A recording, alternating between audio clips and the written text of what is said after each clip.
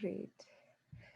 So yeah, everyone, I'm gonna tell you a little bit about Tin, Kristine, and who I have had the great chance of meeting and working with during last year's Inroads gathering. So Tin showed up as both an Inroads member and a talented photographer and social media person. But Tin is a visual artist from the Philippines working on both digital and traditional mediums. She's the co-founder and president of Filipino Freethinkers, a civil society organization promoting critical thinking, evidence-based legislation, and progressive advocacy, including women's rights, LGBTQ rights, and freedom of expression. So yeah, welcome, Tin. And a very warm welcome as well to Michelle, who, if I could share a little detail, as much as I have never met Michelle, that Michelle has enthusiastically been using the host an online session with Inroads button or form that we've recently launched this year. And Michelle came up with all these ideas of the different work that their organization, EQUIDAD, does. And one of the things that we pulled from that is, let's start off with a Spacious Solidarity Dialogue and then find more ways to share. So Michelle is a projects officer at EQUIDAD de Genero, Ciudadanía, Trabajo y Familia, which is a Mexican feminist organization. She is a feminist activist and gender justice advocate with expertise and special interest in countering anti-rights and anti-gender actors via advocacy, narrative change, and practice. She has an MA in Development Studies from the Graduate of International and Development Studies in Geneva, and her research focused on strategies used by feminist and LGBTQ movements and allies to counter gender ideology discourses in Latin America. And outside of her activism, she is an unskilled knitter and recently started making pottery. So welcome. I can see that Diana, who's also with us and on interpretation. So Diana is an Inroads interpreter who is based in Colombia. So welcome to Diana as well. Yeah, and just to get us started, I wanted to ask Tin and Michelle if you both could share a little bit about what brings you to this work. What are some of tell us a little bit about your journey, other than the organization work that you do. What were your inspirations in life? What were some of the most successful moments of this journey working on narrative change, and what does narrative change around abortions mean for you? So that's a whole range of questions, and take it over. Really looking forward to listening and learning from both of you today. Hi, everyone. I'm super excited to be here. Thank you for inviting me, Aditi, to share this space with Tin and with all of you here today. Tin, I don't know if you want to respond first, or should I? No, go ahead. Okay. I think, well, yeah, as you said, Aditi, there's a bunch of questions in that first one. I was thinking about when you had mentioned in one of our previous calls, what has been my journey related to kind of stigma busting and changing narratives related to abortion. And I was thinking about, I think I would classify myself as having come into feminism somewhat late, for me at least, in my life. And I was thinking of a moment in college. In my first, so my background, I'm from the United States, and my family is fairly conservative Catholic. So I come from a conservative kind of religious background. And for most of my childhood and young adult, adolescent years, that was what I was kind of steeped in. And so when I went to college, it was quite a different experience for me of kind of coming into meeting new understandings of the world, new ways of being. And in one of my first classes in college, it was a class around modern debates in politics. And one of the classes was, or one of the questions that they asked was around abortion. And this to me is now a horrifying moment that is deeply embarrassing, but it is my journey where I raised my hand and said, I'm completely opposed to abortion. I don't think it's right. And my professor said, okay, well, and started asking questions. What about in cases of violence, or what about other circumstances? And I had a moment where a light bulb went off inside of my head, and I realized, oh my gosh, I've never questioned all of the narratives that I've been told related to abortion or other kind of conservative Christian beliefs related to women's rights and how people should act in the world. And so I think for me, that was a significant moment of change that started me on my journey of finding feminism, and then ultimately working to advance feminism and to change narratives around abortion. I think a lot of what I seek to do when I'm contributing to narrative change abortion is to encourage people to have that light bulb moment. I know for everybody, it may not be such a specific moment, but I think for me, it's being able to encourage people to ask questions and to reflect about maybe what they've heard through religious teachings or through other ways in which society tells us that abortion's wrong, or that women don't have the right to abortion. What they're doing is something that's harmful. And all of the other kind of myths that come related to abortion stigma. So for me, it's creating that question, that moment of reflecting.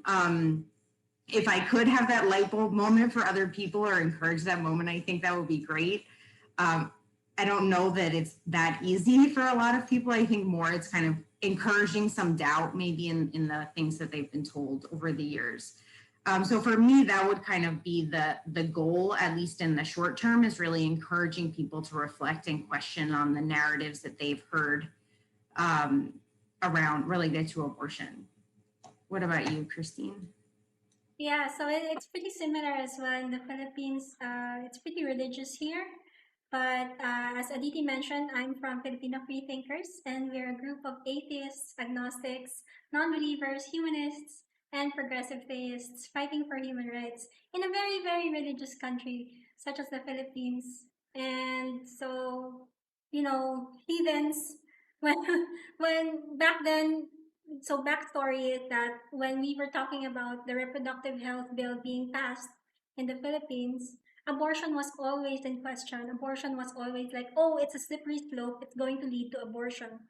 And so the heathens that we are, we were like, yes, we need abortion. We need access to safe and legal abortion. So we work with the Philippine Safe Abortion Advocacy Network on projects that incorporate art and storytelling for safe abortion advocacy. That's I love it because it's like a merging of my passion with art and also with my passion for advocacy. And and unlike other people, I think people working on storytelling and abortion, usually they start out as having an abortion themselves.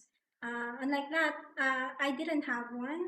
I don't have a personal experience with abortion, but because I knew that everyone had to have it, and everyone had to have access to it.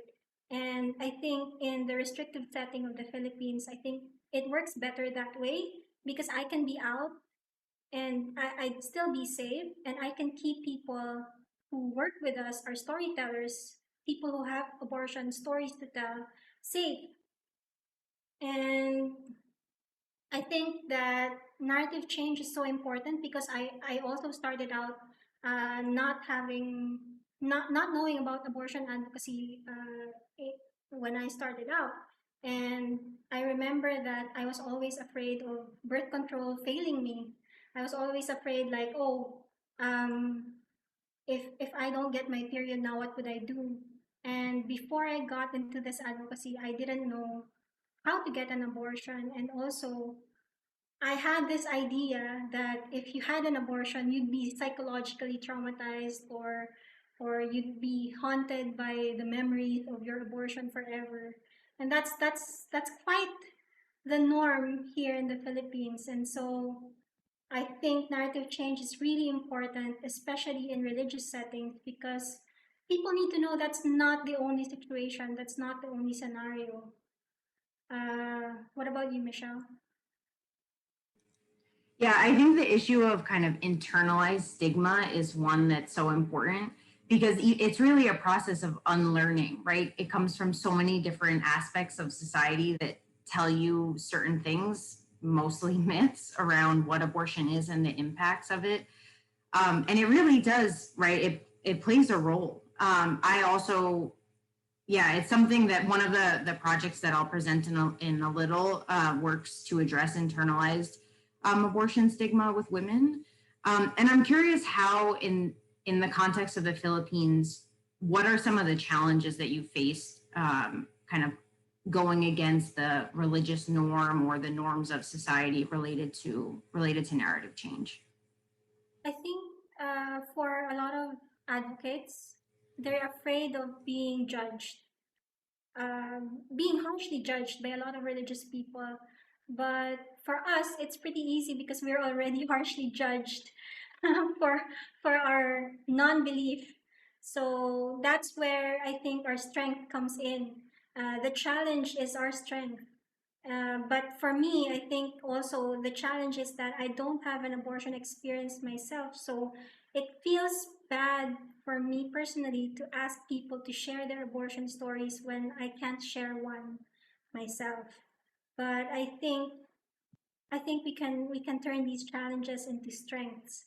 What about you? What are the challenges that you face?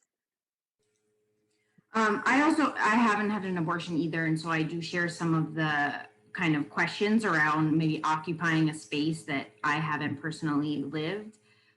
In conversation with my colleagues, I know even colleagues who were doing this work prior to me joining EQUIDAD and who were working to advance abortion, one of the reasons why the Story Circles project came up, which again I'll talk about in a few minutes, was to kind of promote that conversation amongst activists who, even though they all knew that each other had had an abortion, it was still something that wasn't being talked about. That personal experience wasn't being shared, even as they were kind of going to marches and mobilizing and providing accompaniment and services to women to access abortion. So it's also something that, I mean, again, that kind of stigma that comes in and how we, in a way, like kind of compartmentalize our lives at times. So then it took kind of an intentional process of reflection to share those stories. I think in Mexico, where EQUIDAD is based, it's also a similar context in that a lot of the stigma comes from religious organizations, particularly the Catholic Church, but more recently also a rise in evangelical Christians. And so that is a lot of the challenge there to kind of go against religious beliefs, as we've already said. I think also in the region in recent years, because of a lot of youth activism, youth feminist activists, the Marea Verde and other groups, accompaniment groups in the region have become a lot more common, that in some ways has maybe helped feminist activists to not be as stigmatized as maybe they would have been years ago. I mean, obviously there's still maybe some kind of judgment, but it's definitely not to the extent that it once was, because feminist activists over the years have pushed really hard to advance legal change. So Mexico is overall a fairly restricted legal environment for abortion. But women, as of 2007, women can access abortion in Mexico City, and as of 2019, they can access it in Oaxaca. The rest of the states, there's different allowable circumstances. Across the country, women can access abortion in cases of violence, but then other restrictions vary based upon the states. Actually, this month, 2 states are talking about decriminalizing abortion. So there's kind of always this push to legalize legalize abortion and provide additional access. So because of that, I think we've seen a lot of positive changes towards abortion access, towards whether it's medical abortion as well in states that are legally restrictive. But I think we're still seeing a lot of kind of the difficulty in creating culture change. Like in some sense, legal change may be easier, at least in the Mexican context, than advancing the culture change, right? Like how do we even begin changing how people feel and all of these kind of beliefs that they've been taught for so many years. And it's something that to me, even working in narrative change continues to be really challenging. And even coming from kind of the personal experience of religious and conservative narratives, I still haven't found the best way to be able to connect to those people that have kind of conservative values. I still don't know how to really convey my values in a way and our values in a way that's effective. I don't know if you've had the same experience. Yeah, I think so. Like, I'm amazed actually that you say that people know who's had an abortion. But here, like, we don't even know. Like, I have my closest friend, and I didn't know before I started these projects that they've had an abortion experience, that they have stories to tell. And that's amazing that you are already able to do that in Mexico. And I think there's a bright light there. Like the younger folks, the younger advocates are starting to speak up more about it, and they seem to be more progressive by a lot compared to the older feminists in our country. And so, like, maybe we can hear more about your projects and how you did it. Sure. If I think either Aditi or Kristine could share the slides, I prepared a few slides to show kind of some of the visual images of the projects. Yes, I think Kristine will just pull those up. Okay, thanks. So let us know when you see them. I'm especially excited for the storytelling circles. Yeah, it's a very interesting project. I'm excited to be able to share it. I see that it says has started screen sharing, but I don't yet see the slides.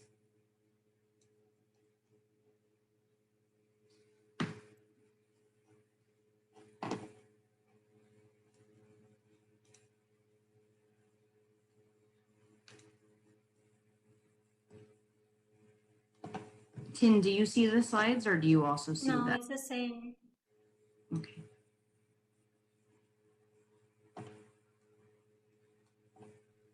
Kristine, are you able to put it in present mode? I don't, for some reason, we can just see that you're screen sharing.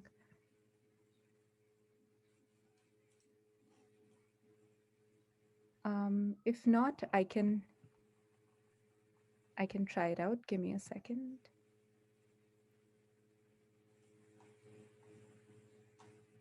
Can you see them now? Yes. Okay. Okay, Here you great. go. So I'm going to share two projects from EQUIDAD de Genero. The first project is the Story Circle project, or Los Círculos de Reflexión in Spanish. This is a project that we started in 2017 and that we've implemented in years after as well. The project is a partnership between EQUIDAD de Genero, de Ser, which is the Network for Sexual and Reproductive Rights in Mexico, and ADAS, which is accompaniment after a safe abortion. We also did part of the project with inroads, and we produced an evaluation and a report to measure the effectiveness of the story circles. So we can go to the next slide. The report is available in English, so we can also share that as well.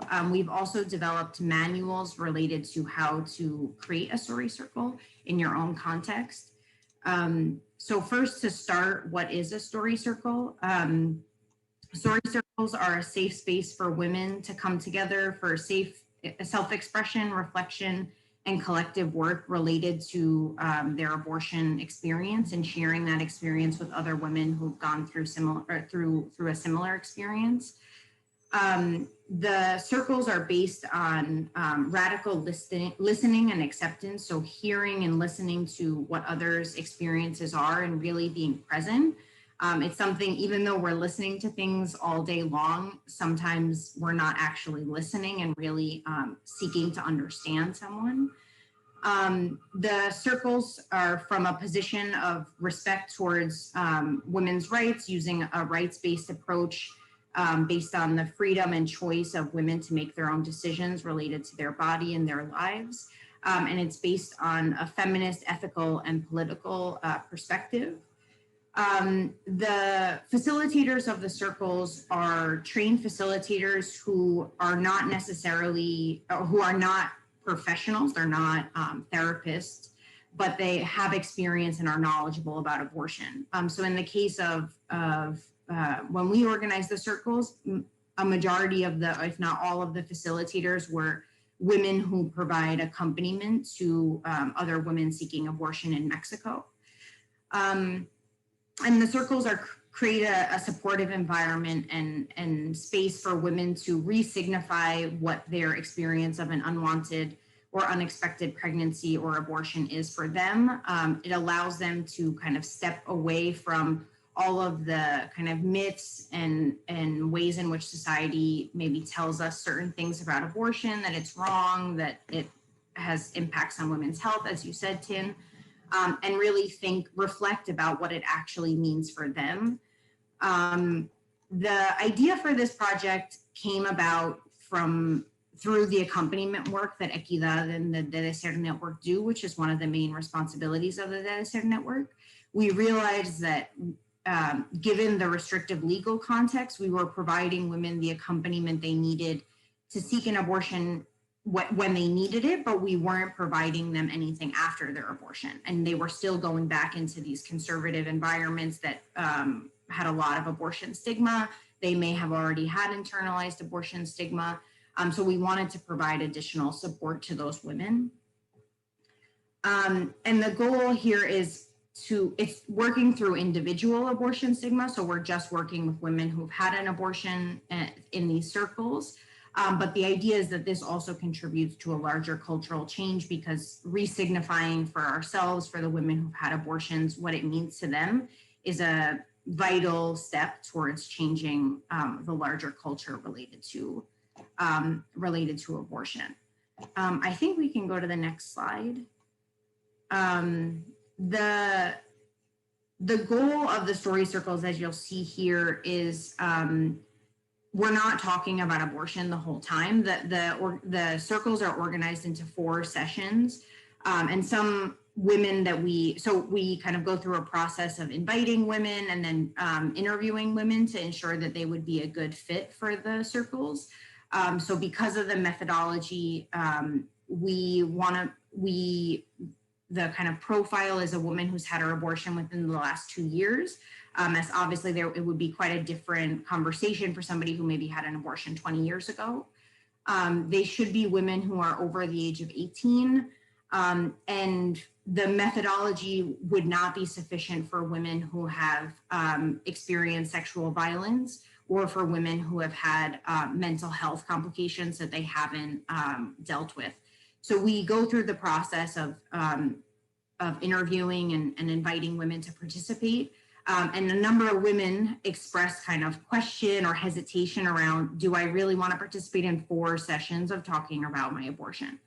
And that's not our intention. Our intention is also really kind of more broadly looking at what are the context around, well, we can go through the sessions here. What's the context in which the pregnancy or need for an abortion occurred, the decision that the women made, relating it to other decisions women make in their lives all the time to promote their self-care and to put limits on what they would like in their lives and what they don't want. Sharing their abortion experience. We're also engaging in conversations related to family history, partner relationships, kind of talking around gender, abortion stigma, violence, working to construct an affirmative self-narrative related to abortion, and then engaging in grief and guilt, liberation, and then sharing and kind of a recap and closure. The methodology that we use is one that's highly interactive. So this is not a training. It's one that yes, is informative in that we're providing women with correct information around abortion, helping them understand what is abortion stigma, but it's also deeply experiential in that the methodology is based on lots of exercises that promote conversation and promote sharing. And it's also deeply reflexive. So there's lots more to say, but I don't want to talk for too long just about this one because I have another project to share as well. Just to say, so the original methodology for this project, actually, we can go to the next slide. I have a few photos of the groups. The original methodology was to do the sessions in person. The first few rounds of this project were in person, but because of the coronavirus pandemic, obviously we weren't able to do these in person. So our colleagues at AVAS have continued to organize the circles for. And they have, what's interesting about the virtual circles is that when the circles were in person, they were with women from the same geographical area. So from the same state, generally from the same city or surrounding area, so that they would be able to participate. In the virtual circles, they're open to any woman who's had an abortion who speaks Spanish. So we've had participation from women from across Latin America, including Mexico, also from women in Canada who are Spanish speaking. So it's also interesting to be able to bring kind of the experiences of women from different contexts into that space. Besides that, the methodology has not changed significantly. Obviously, there's kind of some restructuring of exercises. You're not in the same space, but we're still trying to achieve that same kind of circle of trust and of sharing, and still make it very interactive.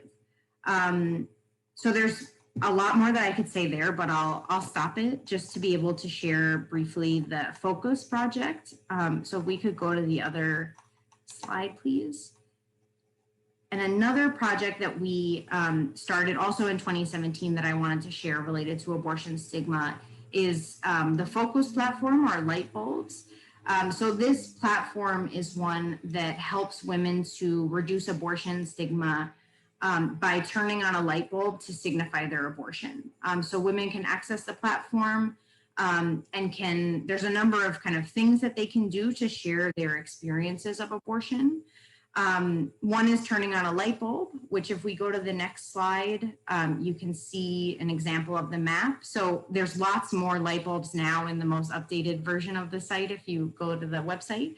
But all of the little white light bulbs that you see are women who have had an abortion. So this is all of Mexico. So obviously, as I mentioned, only 2 states allow or have decriminalized abortion. So all of the rest of this is a legally restrictive environment. And women here, they can determine the level of information they share. They can share their full name. They can create a fake name. Women can also share their abortion stories if they want. So if we go to the next slide,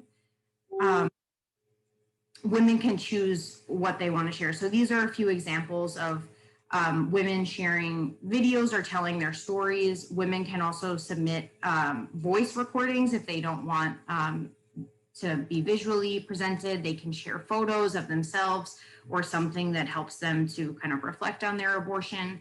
And the goal behind the platform is that it encourages or it illustrates that abortion is accessed across all of Mexico, right? So even in these legally restrictive environments, women are still accessing abortion. It's still a service that they need. And in sharing these stories, women can interact with them. They can like the stories. They can see other women's experiences. So it also helps to reduce that stigma of feeling like you've maybe been the only person who's had this experience, or to understand the different types of experiences that other women have had. And just one last slide. If we go to the next one. So part of the Focus platform is not just staying on the platform. We also, prior to the COVID pandemic, had activities in universities and schools to promote the platform and to reduce abortion stigma through in-person events and giving out materials. That's not something we're doing right now given the pandemic, but we also produced a 5-part fanzine, which is called Raising My Voice. So this fanzine tells the different stories of women who've experienced abortion, and they're based on the stories that are shared in the Focus platform. So here, these are just 2 images from 2 of the fanzines, but there's many more. And they share different stories. So, for example, one of the women in the fanzines has had two abortions, one as an adolescent, one as when she was older. Another one is a case of medical abortion. One takes place during the context of COVID and how to access services when they were reduced. One is a case of contraception not working. So it really seeks to illustrate again that abortion experiences are different for different women and different people. And to be able to kind of create a conversation around abortion. The fanzines are largely targeted towards a young audience, but we've also found that they've had good reception with maybe people who wouldn't be your normal target for these types of conversations, which to us is an exciting development. We only have the fanzines in Spanish right now, but we are hoping to translate them into English. So I'll stop there so that I don't dominate the whole conversation. But I'm very excited to hear more about your projects, Tin. All of these sound very, very interesting, Michelle. And I love it. I love the fanzines as well. Great art. So, unlike what Michelle mentioned, we didn't start with um, people who have had abortions. So we knew we needed them in order to have narrative change or in order to have cultural change, but we didn't have access to them at the moment. So we started out with a contest in order to get closer to people who have had abortions, who have stories to tell, and also to artists that want to tell these stories as well. So we started out with telling truer stories. The first year, it was a contest. These are the artworks that came out of that year's anthology. So we asked for visual art, creative nonfiction, and also videos. But here are the visual art. Next slide, please. For the next year, we also it was also a contest. So we we noticed that we were having a hard time. Well, I was having a hard time trying to get artists to join, and also people who have had abortions to tell their stories. I I found myself commissioning, like, well, not really commissioning, but like begging my friends to, hey, please join. And also, that was the first time that some friends personally messaged me like, hey, I have a story to tell, but I don't know if I can join. I'm not an artist. And so that's when the idea came to me that artists don't feel like they have a story to tell, and also the storytellers don't feel like they're artisty enough to join. And so for the third anthology, for the third year of the anthology, next slide, please.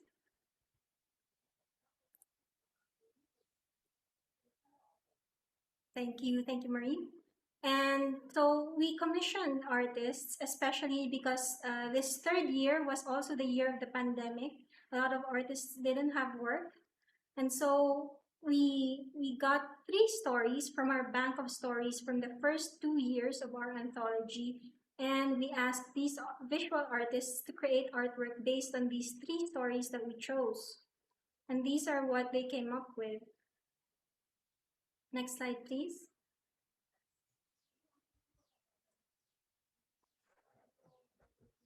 So these are also the creative nonfiction stories that we got, and also the short videos that we got.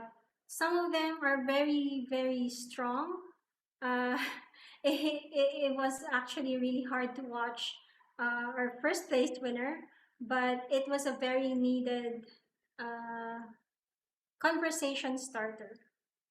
The first place winner for the video of the second year anthology became the starting point of our music album as well. So next slide, please. So a participant sent in a music video. Well, at first, she messaged me like, hey, I don't do videos, but I made a song about abortion. And then I encouraged her, like, like, just take a video of yourself playing the song and enter it into the contest. And fortunately, she did. And so we got to work. I told her when I heard the song, like I told her, like let's make an album, and let's contact a lot of artists to join this album, and you can see them here. It's an all-woman team of musicians, and also our visual artists are mostly women and queer artists. So the cover art you can see as well. She's supposed to be a confident Filipina woman. And the name of the album is Pasha, which is choice. And during the course of this album development, because it was also the pandemic, we were forced to do everything online, even though it wasn't the plan. So we had to do everything from stigma elimination workshops, training the musicians on how to talk to storytellers, and getting the storytellers ready, and getting the storytellers to share their stories, and also the mental health exercises that we had to do. All of it was done online. And after 1 year, we were able to come up with this album, which was just launched last April. Next slide, please.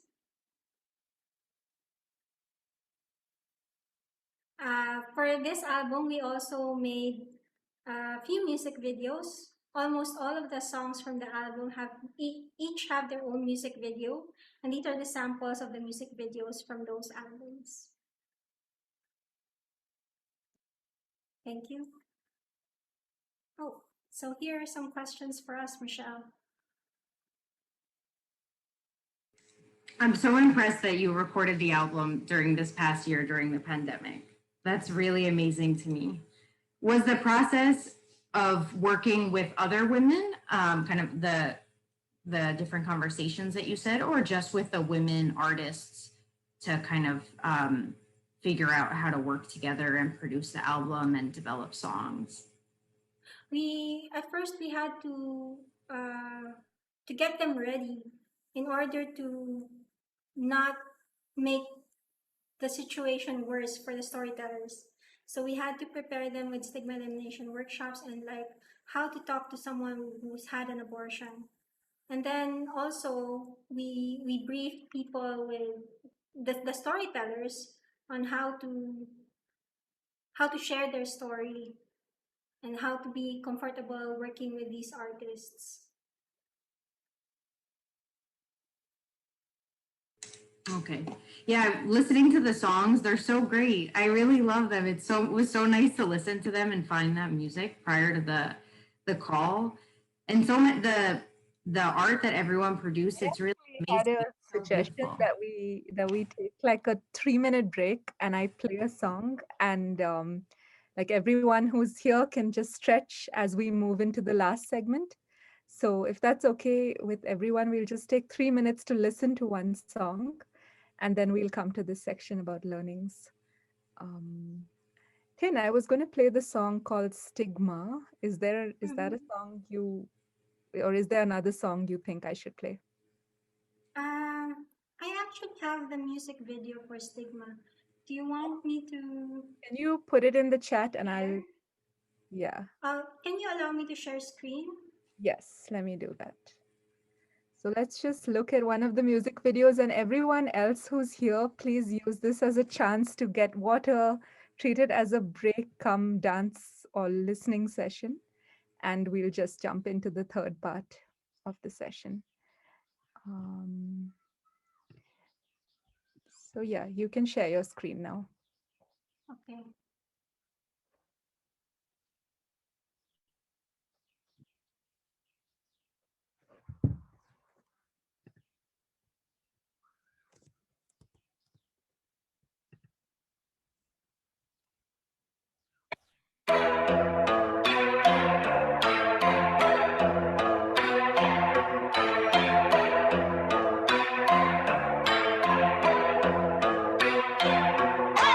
They decide spite, they do hate, manipulate. It's the same old game, they need change. All the rage, baby, what a shame. Lagi na lang nakaaga nito, di na naman nabawas sa puno. Nanalo mong gawain ganito, lagi naman sabad sana ito. Di naman biro, halika tira. Bakit mo tinatawanan mga kahirapan silang inapi mo? Mga api sa mga dating gawin, mga nakasanayan pinalagpas ang mali. Kaila ba ituturo ko anong dapat na gawin? Kay dami na umawit sa ganitong suliranin. Stigma, stigma na loka-loka, matatanda nagbunga sila. Binasa-basa tulad ng Biblia, ang bawat papel ay magkaiba. Ano pa ba ang gagawin nila? They be blind about the wrong things, never really about morality, cause they be selected for their own sanity. Honestly, we could always change all the stubborn ways, but they always choose to control us, colonize the ways. It's the evil face that we learn to hate, but what they don't see is they following the same mistake. Give us all a break, it's a cycle, it is not the way. Better be the change, better be the change. Marites, puro bliss ang iyong hiling, di mo nakikita, di naig mo pa nakapiring. What you blabbering, talking about religion, talking about race. What you say ain't law, what you say is what make other people think. Simple ang sagot, wag ipagdamot ang desisyon para sa ikabubuti nila po. Open up your mind and let me remind, it is not the same, there is greater pain. Don't be stupid, shove it up your brain. Stigma, stigma na, loka-loka ma, tatatanda, nagbunga sila. Pinasa-pasa tulad ng Biblia, ang bawat papel ay magkaiba. Stigma, stigma na, loka-loka ma, tatatanda, nagbunga sila. Pinasa-pasa tulad ng Biblia, ang bawat papel ay magkaiba.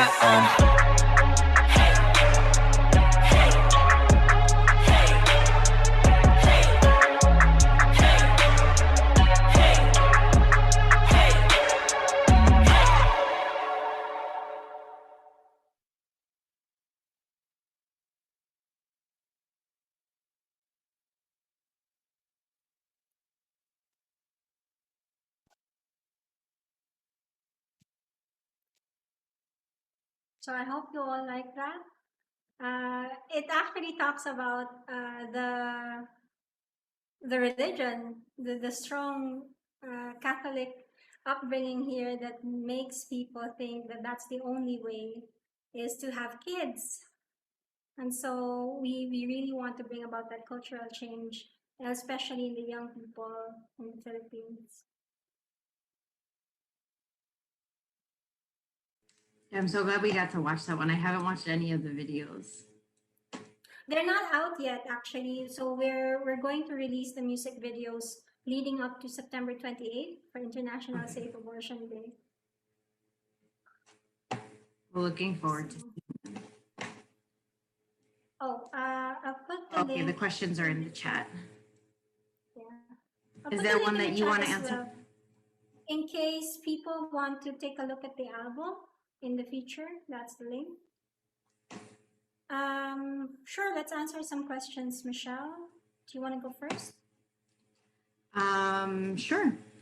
I think kind of the first question around creating safe spaces, especially in context of criminalization, we kind of talked about a little bit. I think the Story Circles methodology is built around creating a safe space and is built for women, most of whom are in that restrictive legal context. Obviously, there is backlash in some states. I mean, I think we're seeing a larger backlash right now, kind of with anti-rights actors and anti-gender actors being religious or non-religious.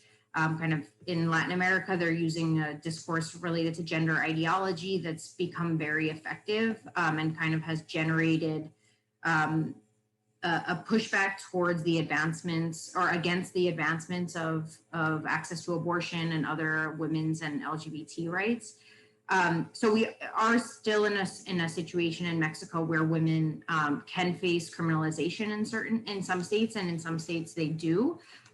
Feminist activists work hard to ensure that that doesn't happen and to support the women in those cases, and creating kind of safe spaces related to abortion, whether it's online, whether it's providing one-on-one accompaniment, is I think very important to the feminist movement in Mexico to ensure that women, even though the space is still legally restrictive to a certain extent, women can access the services that they need. Yeah, I think for our case, there's not a lot of accompaniment going on because it's very restrictive here. We do vet our participants. We do give them guidelines before we start. We also hold stigma reduction workshops so that they're more prepared on what is stigmatizing language, what are stigmatizing imagery, what not to use when doing these artworks with us. So I think we're trying to make that safe space as well by ensuring anonymity for our participants as well. And I think being a non-binary person myself, I'd like to think that we make the space safe enough for non-binary folks as well.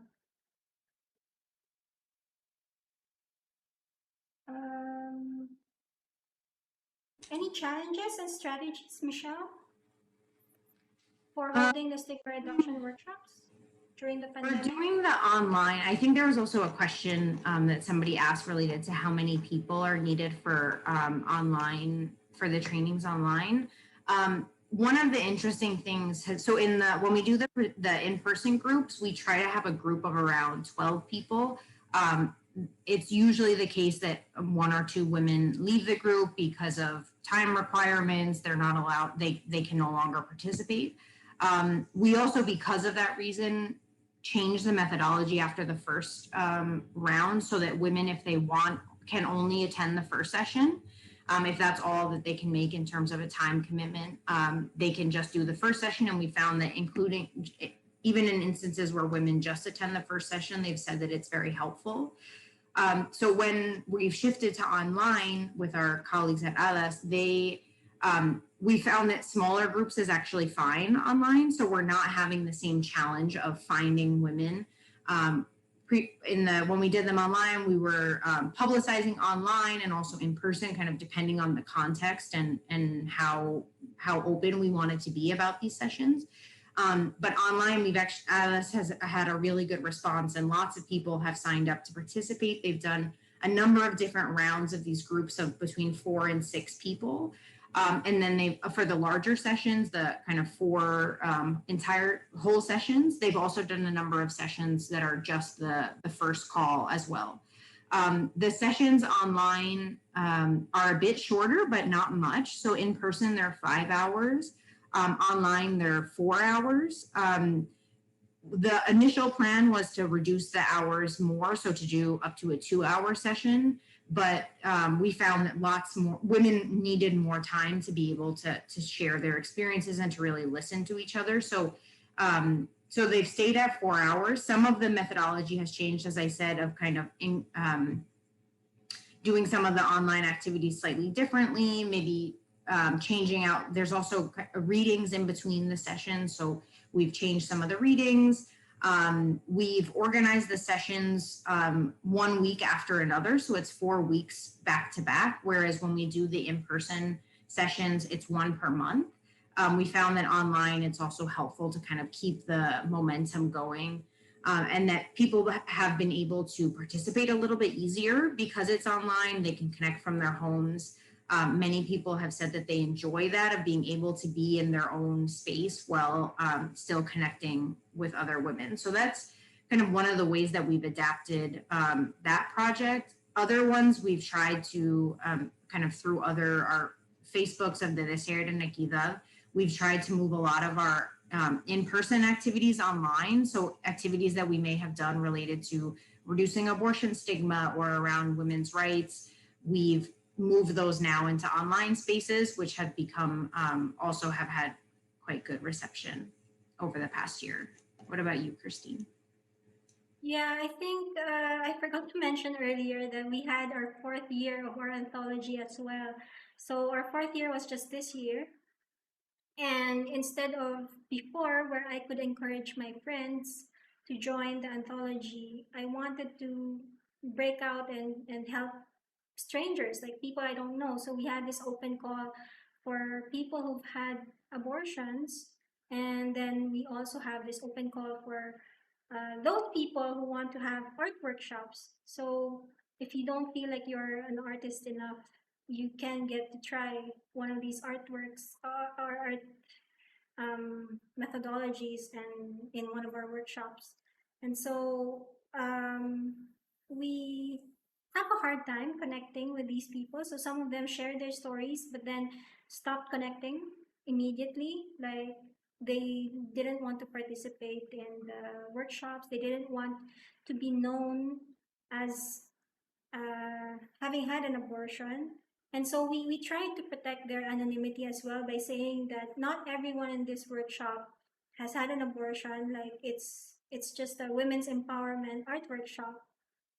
And but the people who joined that have had abortions, they stayed for every workshop that we did, and they each workshop like they got to share more of their story each week. So that was nice, and also I guess the challenge there was getting enough participants to join every week.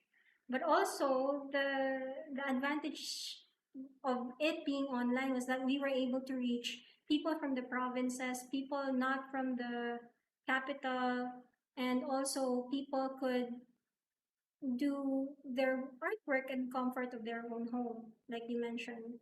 And so I think I think the pandemic has given us a lot of challenges, but also given us opportunities as well.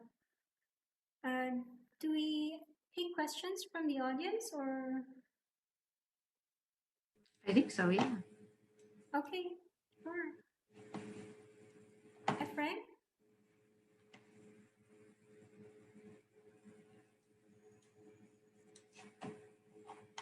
Yeah, I see Ephraim and Yeah, hello. Oscar with their Hello. hand. Yes? Yeah. Okay, can I start? Okay, thank you. Yeah, my name is Ephraim Chimwaza from Malawi, working with the Center for Social Growth and Development. Yeah, thank you, Chen, for your presentation. My question is, how do you measure the impact for women who had the abortion on your online session? How do you measure the impact? Michelle, do you want to start? Sure. So we did an evaluation after the first round of the story circle methodology, which was in 2017, which was in person. I just shared the report in the chat, and there's more information there related to how we did the evaluation and as well as the results. Through that, we did a pre and post kind of evaluation form of asking the women to fill it out at the beginning of the process and in the first session, and then at the end of the process. We also interviewed women to understand a bit more in depth of how was the experience for them, and we did those interviews a number of months after they completed the story circles so that they would have some time to reflect in order to be able to also understand the larger kind of longer term impacts and benefits that it had on their lives. We haven't measured the online ones, but we're using the same methodology. And so we're still using those same kind of measuring that women are benefiting from this via the forms in the first session and then at the last session. I don't know in your experience, Tim. Yeah, we did about the same. So we have feedback surveys after each workshop and after each time that they join our anthology. And also we measure by the amount of artworks that we get, the amount of participation that we get from people. So yeah. Any other questions? Olivia Ortiz from Alas, a message saying that she would like to make a comment. I just wanted to check with Aditi. Can we also have the translation from Spanish to English if she makes her comment in Spanish? Yeah, sure. I can actually do that because Diana's in the channel, so it'll be easier. Pero sí, Olivia puede preguntar ahora.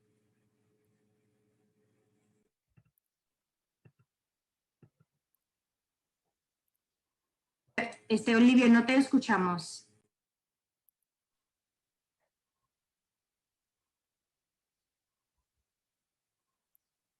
Aditi, could it be that she's in the wrong? It could be. It could be. So maybe would Diana be able to repeat what Olivia says? Would that work? Yeah. Diana, do you think you could interpret this?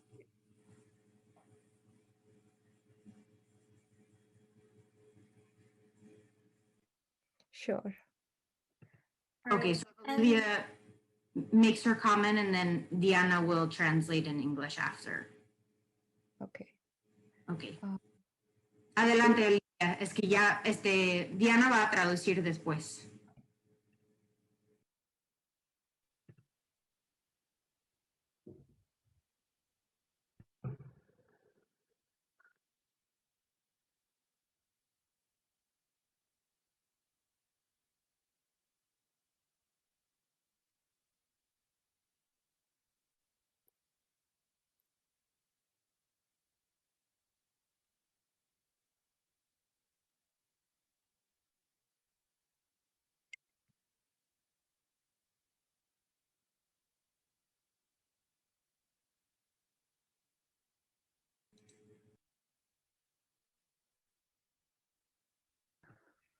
I think Diana said that she can't hear Olivia. Olivia, sí es posible que lo puedes tipear como lo puedes escribir en el chat. Por alguna razón no podemos escuchar. Si no es una pregunta muy larga, vamos a leerlo desde el chat. ¿Va? Gracias, gracias. While we wait for Olivia to type, maybe I can see, Oscar, you had your hand raised, so if you want to ask your question. Thank you so much. First and foremost, I apologize everyone for coming late. I'm having some technical challenges in the connection. So the question I'm going to ask, I don't know whether it has yet been hinted on, or I don't know, but let me just give it out. Then maybe one will guide me. My question, or something I was expecting to get in this meeting, is that I want to know, or how the members on this platform really guide us, how the best methodologies people like me or other people in these sub-Saharan African countries, especially like Uganda here where I am, which best methodologies can we really use in terms of busting the abortion stigmas, and even in the provision of these services? Because where I'm saying specifically us here in the sub-Saharan Africa, Uganda being specific, is that there are so many barriers when it comes to the constitutional laws, when it comes to these other stakeholders, so it's still like a very big taboo for us really to talk about the abortions within. So it's a challenge I've been facing with my team and other allies. So our question is, how best would you really guide us? As I talked yesterday, one of our colleague, a doctor in the northern part of the country, he was really imprisoned due to securing a safe abortion procedure, more of a safe abortion procedure to a girl who needed it. So we are more of, our hearts and souls are willing really to keep on advocating and busting these stigmas and even providing, especially in the total lockdown we are in at the moment. But the challenge is, how best can we keep really navigating through all these challenges so that we really deliver the best we can, and of course break the stigmas, because we believe so many women at the moment, university students, are already getting unwanted pregnancies, and some of us even call us really wanting these strategies can really employ really to make our abortion busting mission really fulfilled. So it's something where I would want people to advise. If you have really used maybe a given methodology in your given parts of the globe, how best do you think we can also apply that within our localities here where really the stigma is too much and the risks are too much, despite of our willingness? Thank you so much. Tin, do you want to answer first? Yeah, I think it's pretty similar in the Philippines as well, where people are criminalized and also people are afraid of being judged. So I think you can start small. Our first anthology didn't have a lot of entries, and you can start with friends, with people you think are already advocates of your cause.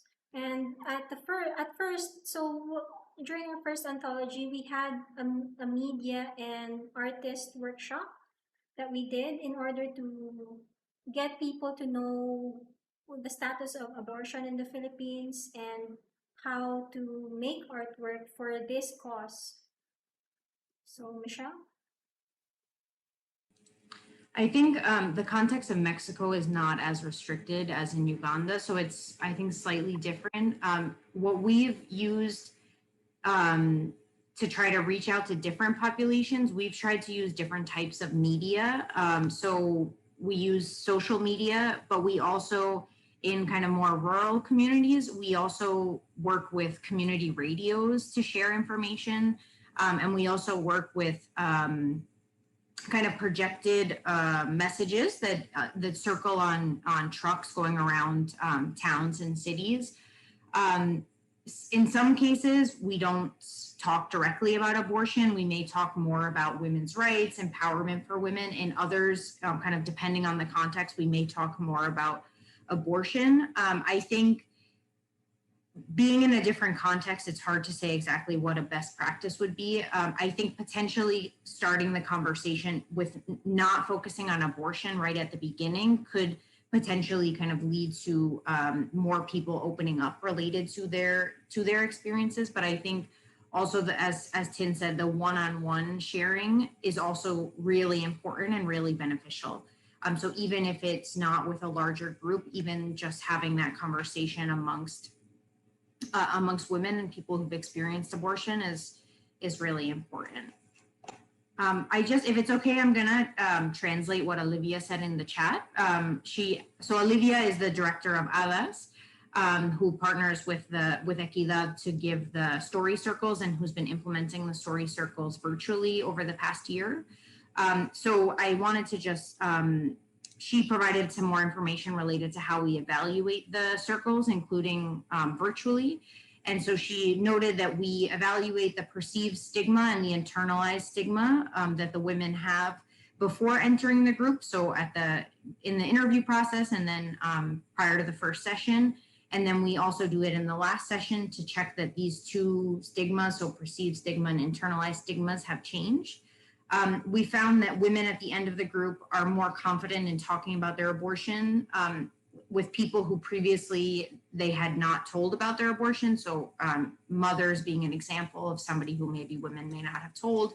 Now they may feel more likely to do it. Others don't, and they say this space has been sufficient for me.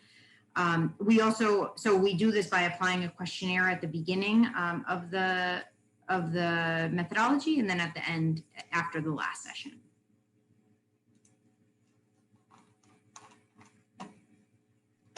Great. Thanks so much for translating and bringing that in as well, Michelle. We have another hand up, which is Kikonko Grace. So if you want to unmute yourself, Grace, and jump on.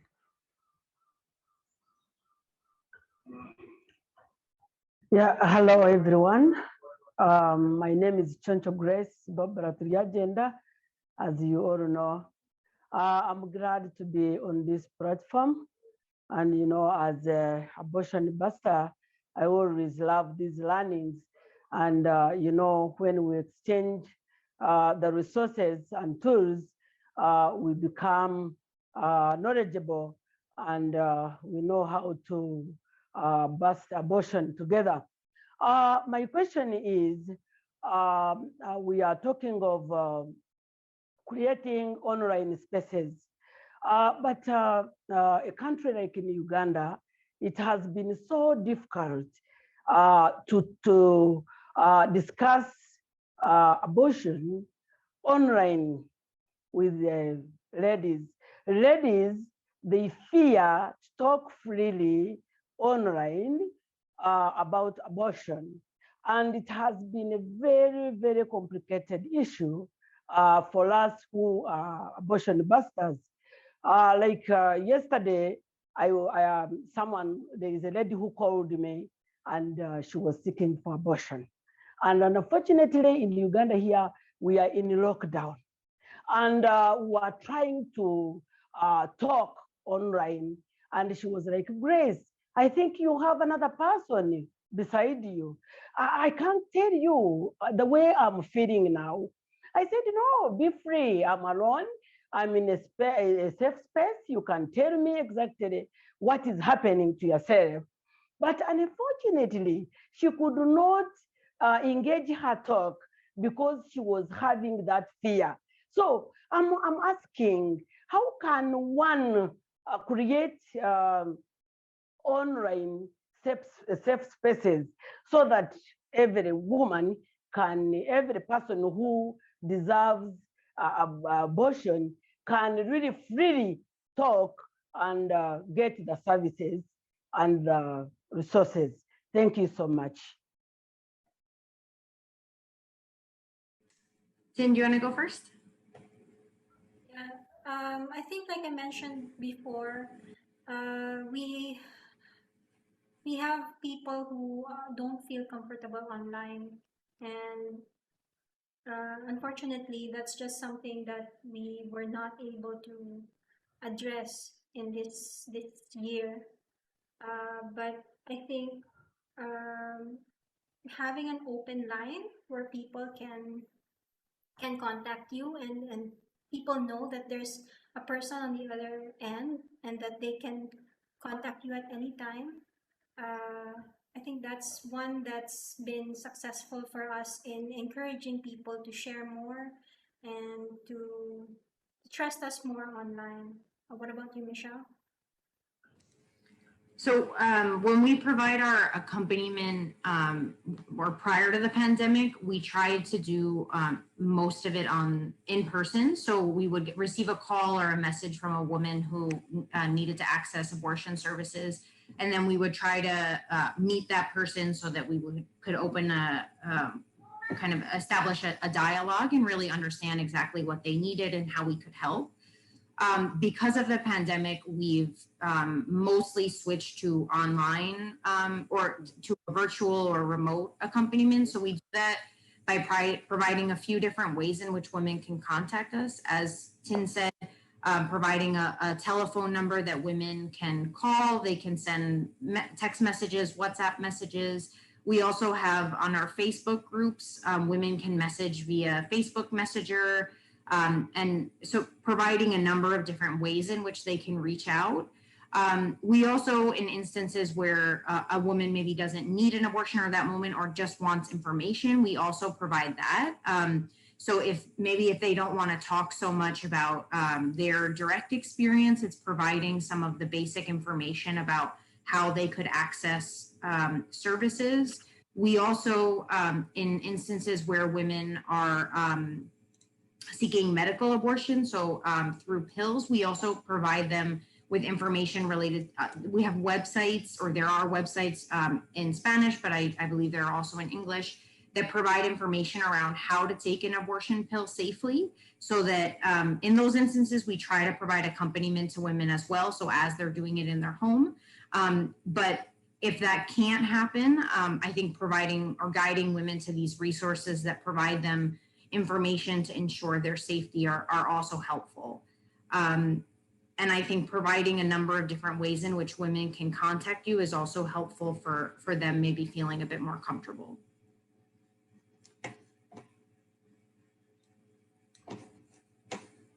if we have one more minute, I have a question for you, Kristine, that I forgot to, or that came up from what you were mentioning earlier. When you do the sessions, the art sessions, do you kind of guide the conversations or have a certain questions that you ask to kind of facilitate sharing and conversations throughout the different sessions? Or is it more of an organic process of women sharing their experiences while creating art? For us, it's also, so we're pretty limited when it comes to time. We try to limit it to 2.5 hours because, you know, people get headaches now with so many Zoom calls.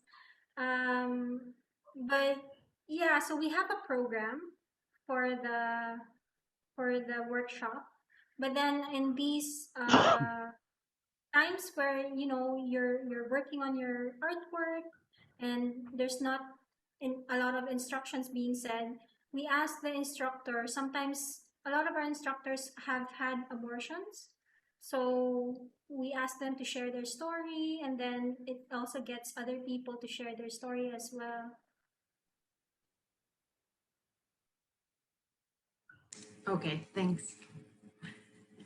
We also have time for maybe one more question from the audience. Tenemos tiempo para una pregunta más desde los que están escuchando, las que están escuchando. You can just take the mic if you have a question. Ephraim, do you have another question? Because I still see your hand up. I'm not sure if it's from the previous round or if it's a new question. Yes, I've got another question. My question is, how do you reach out to women in hard to reach areas where they do not have access to internet or are unable to access the online sessions? How do you reach out to these women? Thank you very much. Michelle, would you like to go first, or should I? Sure. So we try to use a number of different ways. The main way, I think, would be through community radios and local radios that we share information related to the services that we offer or related to women's rights, related to abortion, changing narratives and reducing abortion stigma. Our accompaniment groups are also located in the various states of Mexico. And these groups are led by women leaders who are also, who've worked in the communities and in these states for a long time. And we have groups of volunteers as well, youth volunteers and young adults. And so even in instances where women can't connect to the internet, they are sometimes referred to us by other women who've received accompaniment or heard of our services. So it's also in our case, sharing through word of mouth and trying to make sure that women who don't have access to internet are still able to receive information related to our services. Yeah, I think for us, we provide stipends for communications, like if they need internet load or cell phone load in order to get connected, that's what we can provide. But I think for far-flung areas where they don't have signal or they don't have internet, that's something that is our limitation at the moment.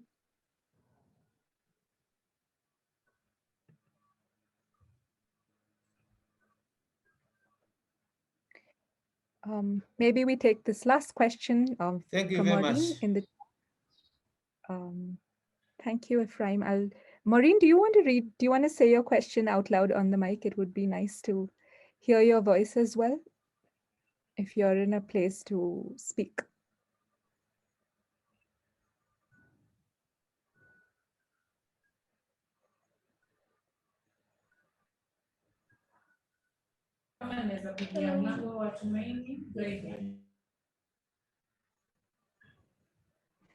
Okay, maybe I can read it out for Maureen.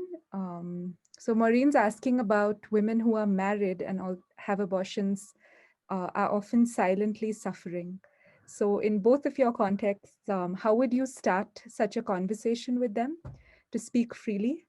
A lot of people are hiding, don't have privacy, don't want their husbands to know. How would you start that conversation?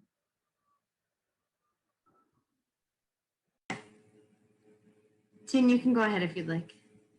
All right.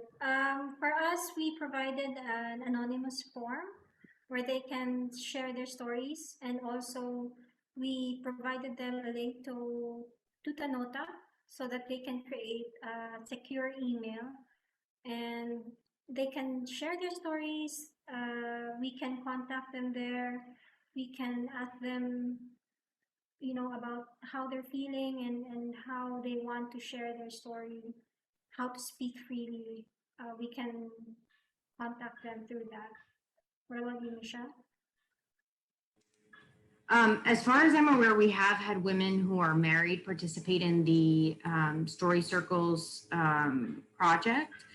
So there it was ensuring that the information or kind of doing the publicity related to the Story Circles was shared widely so that it would reach all women who needed it, and women in different situations who've experienced who've had an abortion. We also, as I mentioned prior, in the aspect of accompaniment, we also ensure that our services or try to publicize our services as widely as possible so that women who are married who may need to access an abortion without telling people, including their husbands, can do so. We've also had people in the online Story Circles methodology. Given that you are in your home or usually in your home, given that it's a pandemic, we do work with women to ensure that they can participate, even if they maybe don't want to speak as much. We did have one woman who participated and who, because of being in her house, didn't want to speak to share her experience out loud. So she was using the chat and listening to the other women. We did find that she said that she really did want to be able to share with the other women. So we're working to try to find a space in which she would be able to share. But I think it's for us making sure that our services are as widely publicized as possible on our social media and via different means so that anybody who needs it can understands the services that we provide. I think I'd also like to add that having published anonymous works, like we put them under pseudonyms, it helps a lot when in order to convince people to share their story is to see that they're not alone. So for example, our artists that worked with us for the music album, they said that if it was just them, they would be scared. But because it's an all-women team and there's a lot of them working on this project, they're not as afraid because they know they're with someone.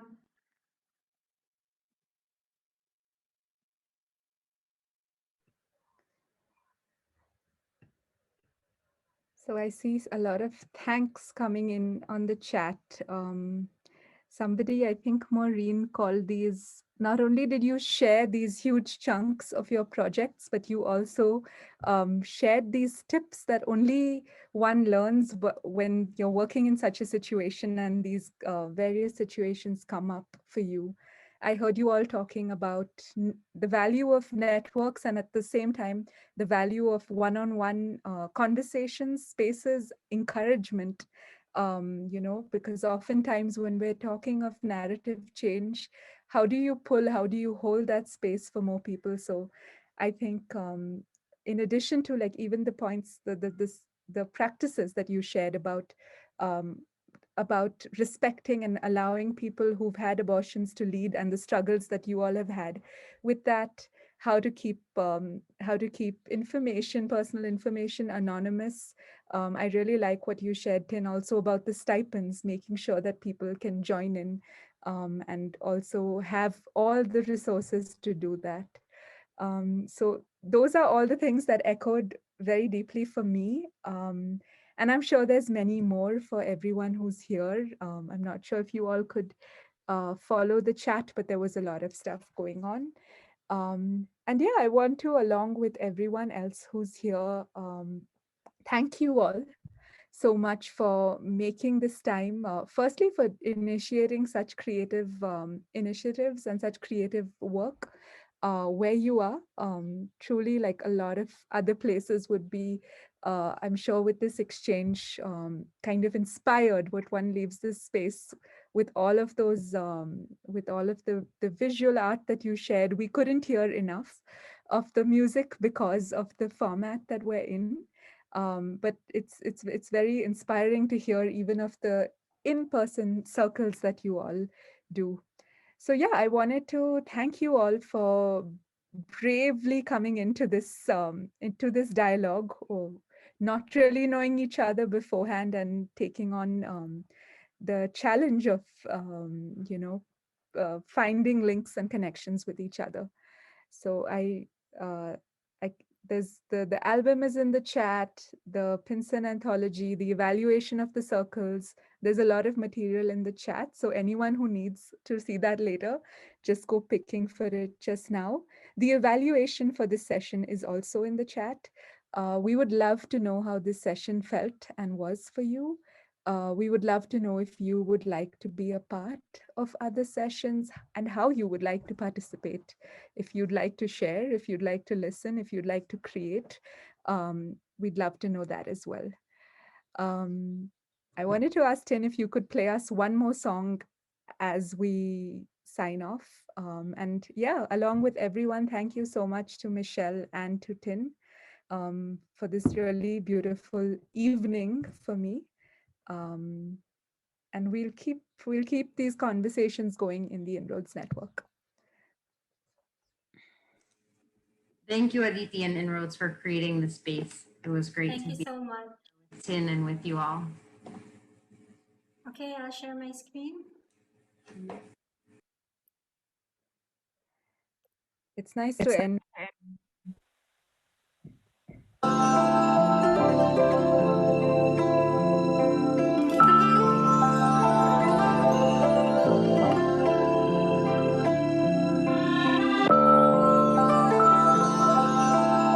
I felt relief, no guilt.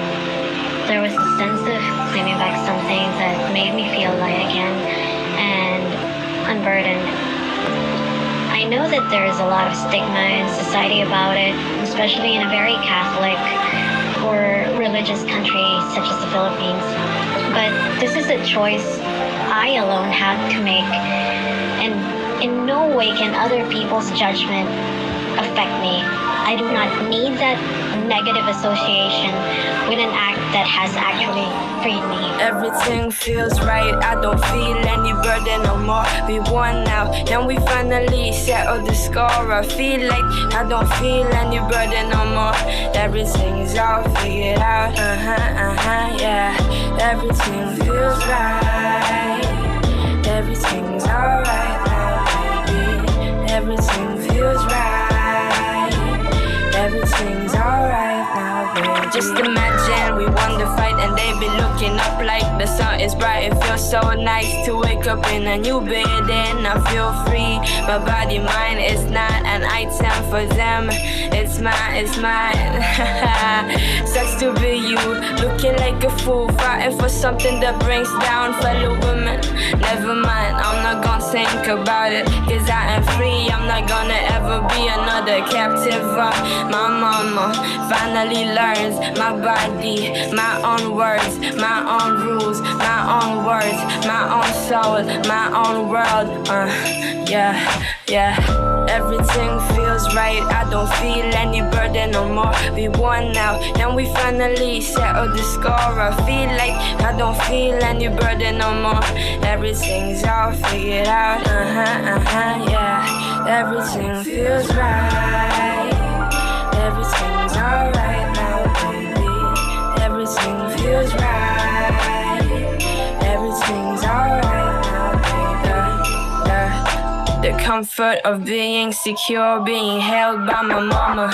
Innocent child, it was sa magulong drama. Aking hiling na magising sila parang umaga. Na kay ganda may almusal pa para sa akin na nakahanda. Homegrown, look at how I've grown. Iyaking bata naging sanay sa magulong. Pag-iisip natuto na lumaban, hinabol lang panaginip. Walang nagsabi sa akin na karapatan ko ito. Karapatan mong mabuhay ng walang perwisyo. Di kasalanan na hingiin ang hiling mo. Yakapin mong tunay nararapat sa iyo. And now I can say everything feels right. Feels right. Yeah. Everything feels right. Everything's alright now, baby. Everything feels right. Everything's alright now, baby. Everything feels right. Everything's alright now, baby. Everything feels right. Everything's alright now,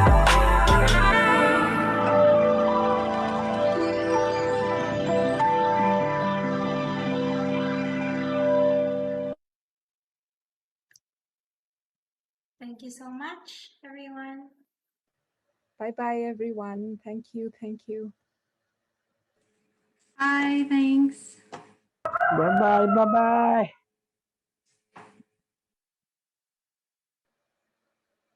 Saludos. Saludos. Chao, Regina. Mucho gusto. Chao, chao. Un Chao. abrazo. Buena mañana. Gracias. Igual, buena tarde. Sí. Bye. Bye. Kwaheri. Kwaheri. Bye. Kwaheri.